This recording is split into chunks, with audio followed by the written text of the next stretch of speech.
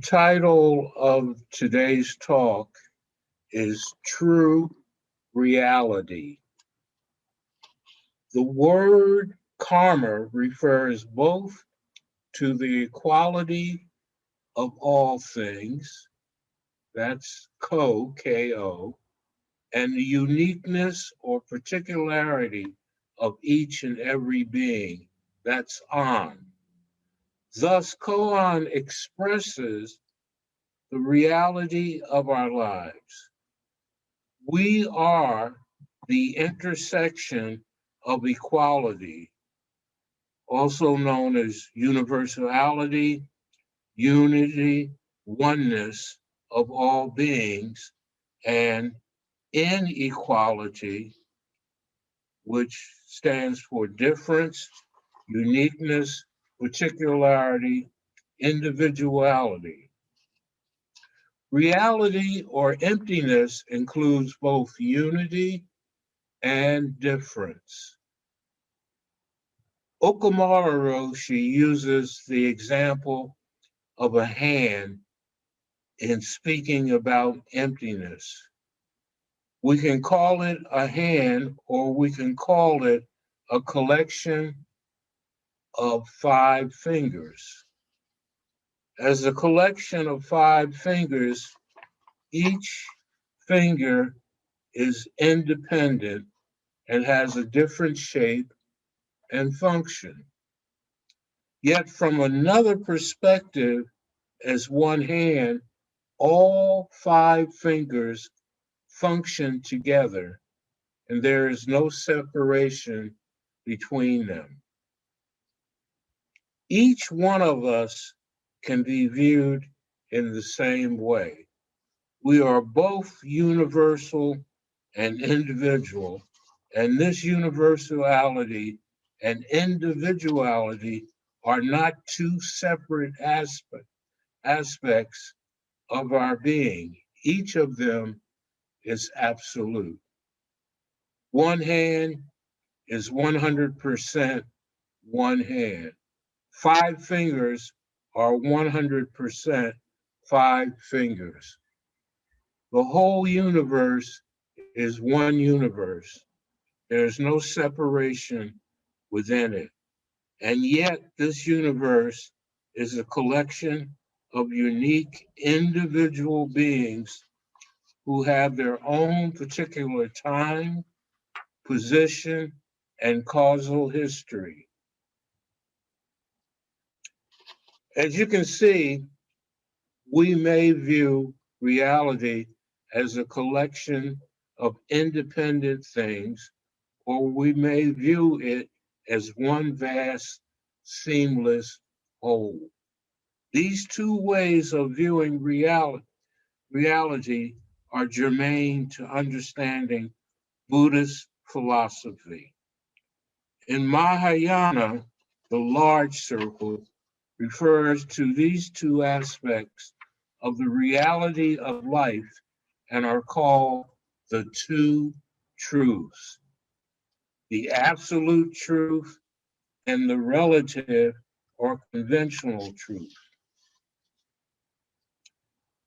Now, if we look at the Heart Sutra, we see that emptiness is considered to be the absolute truth, no separation between the things of this world.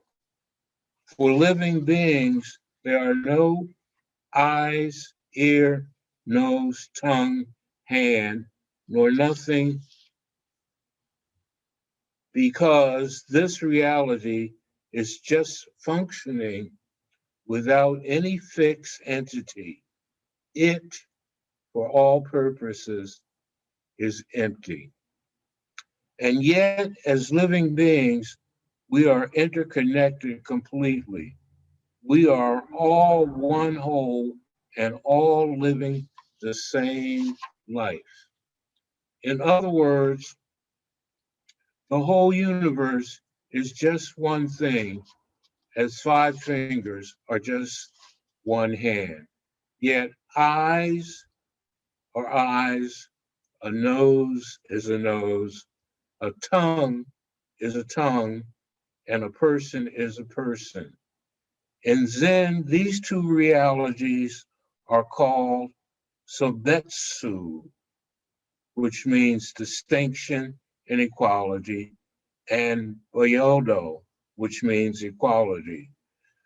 So you see, from one perspective, everything is different, and from another, everything is the same.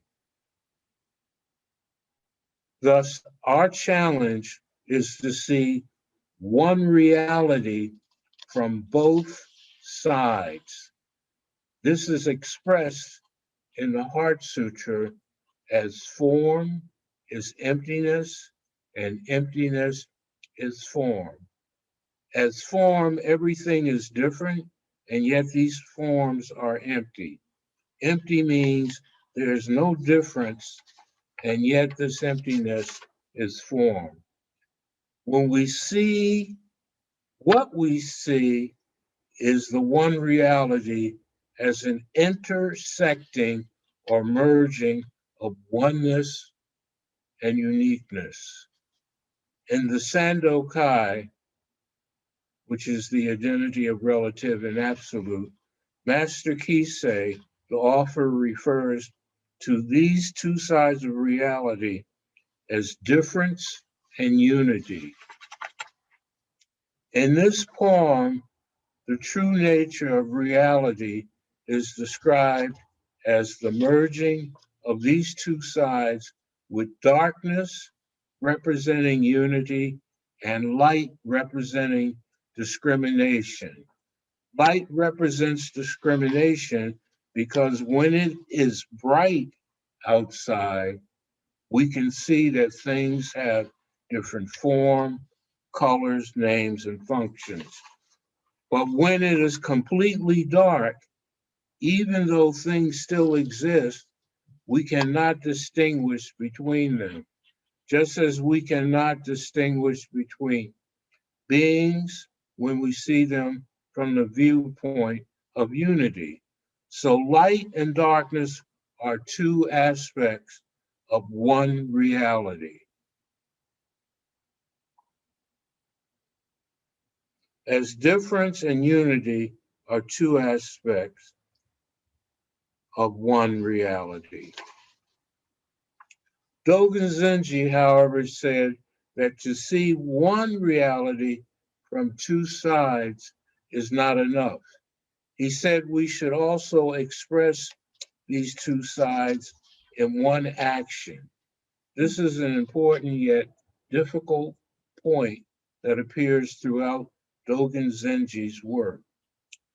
In Tenzo Kyokun, which is instructions to the cook, for example, he said that as the cook of the community, you have complete responsibility for the way you work, since your cooking is your own personal practice. Yet this personal practice is more than just a personal activity because it also has a function within the community. Thus, the cook cannot say, this is my practice, so I can just do whatever I want to do, because there is a certain way the food should be prepared and a certain time it should be ready. The cook prepares food that nurtures the entire community's practice. So cooking is a practice of both the whole community and of the cook. Just as the cook must actualize both individual practice and community practice, all of us must aim to manifest with our own bodies and minds a personal practice that is at the same time a practice for the community. Okamura Roshi tells us that that if we only see our independence and think I can do whatever I want to do, we become isolated and egotistic. To be healthy, we must live within both aspects of the truth. On the other hand, if we undervalue individuality in our community and embrace collectivism, this is also unhealthy. Both positions stem from misguided views of one reality. The most important teaching of the Buddha is that we must find the middle way. So we must avoid the extremes of egotism or collectivism and practice with reality as the middle way. And only we can create our own way. There's no fixed middle way in every situation. Thus, our challenge is to see the whole of every situation and find the healthiest way of life in each circumstance. This is the essential point of both the Buddha's and Dogen Zenji's teaching. But typically, when we think of reality, we tend to go to one extreme or the other. We have the tendency to think that one side of life should be more important than another, and we lose sight of reality as a whole. But when we are grounded in Zazen practice, each and every activity we perform in our daily life is an opportunity to practice and awaken to the reality of individual and the universal. This is the most vivid way of life.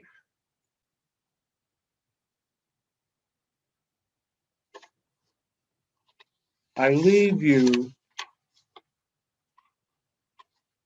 with case 17 of the book of equanimity. Case 17, the main case. Attention, Hogan asked Administrator Monk Shuzen, is there even a hair's breadth of difference? Heaven and earth are clearly separated. How do you understand this?